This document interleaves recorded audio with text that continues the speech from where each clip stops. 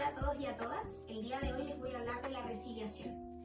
La resiliación es uno de los modos de extinguir las obligaciones contemplados en nuestro Código Civil en el artículo 1567.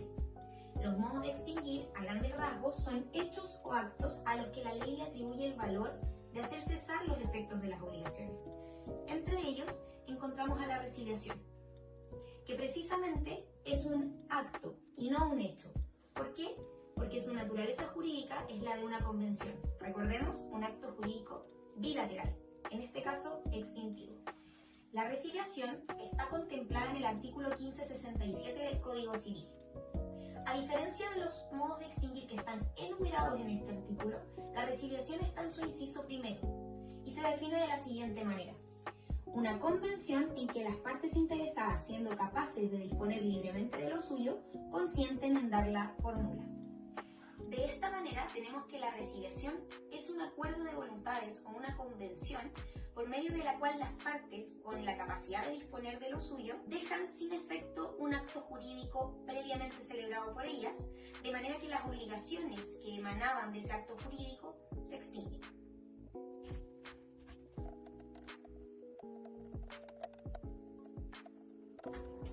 Como consecuencia de la naturaleza jurídica convencional de este modo de extinguir, tenemos que solamente opera respecto de obligaciones contractuales, es decir, de las que provienen de la voluntad de las partes. Por otra parte, solamente opera respecto de contratos patrimoniales y no de familia.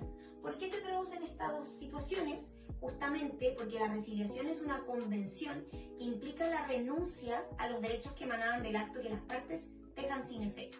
Y no podría renunciarse a una obligación que tenga como fuente la ley, ni tampoco a una obligación que tiene intereses públicos contemplados como aquellas de familia. Entre los requisitos para que la resiliación tenga los efectos que las partes quieren, se encuentran los generales a todo acto jurídico: voluntad, objeto, causa y capacidad. Analizando los elementos del primer inciso del 1567, tenemos que las partes interesadas son aquellas que deben llevar adelante la resiliación. Esto es, las mismas partes que han participado en la celebración del acto jurídico que se deja sin efecto.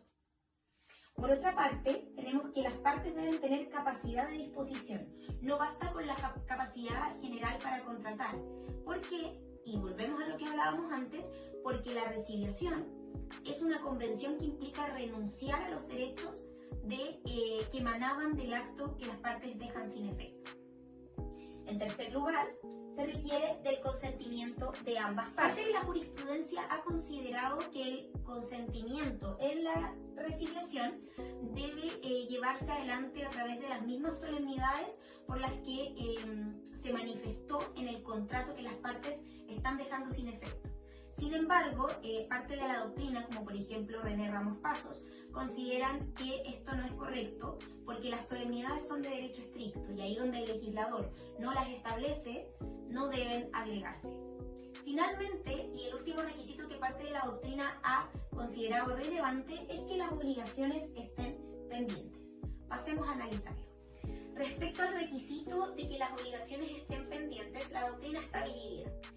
Parte de la doctrina considera que es necesario que las obligaciones estén pendientes para poder resiliarse, porque no se puede extinguir lo que ya no existe. Si una obligación ya fue cumplida, se ha extinguido por el modo de extinguir pago. Por lo tanto, si las partes quisieran dejar sin efecto esa obligación ya cumplida, tendrían que en realidad celebrar un nuevo contrato, pero a la inversa. No podrían resiliarlo.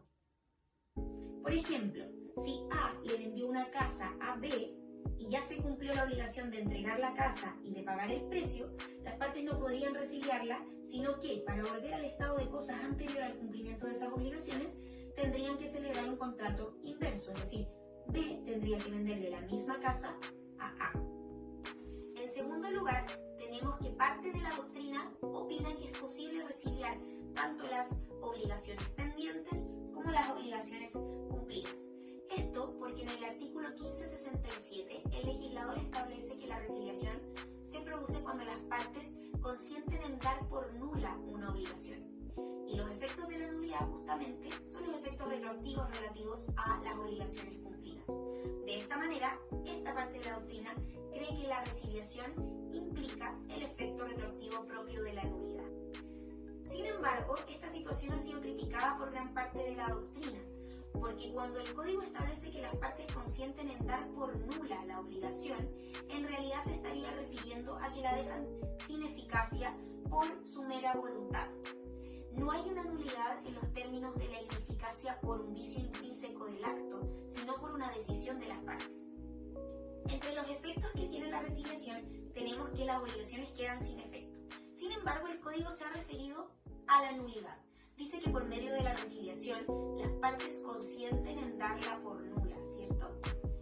Sin embargo, esto ha sido criticado y la doctrina cree que es un error del código, porque justamente la nulidad de la que adolece un acto jurídico proviene de un vicio intrínseco al mismo.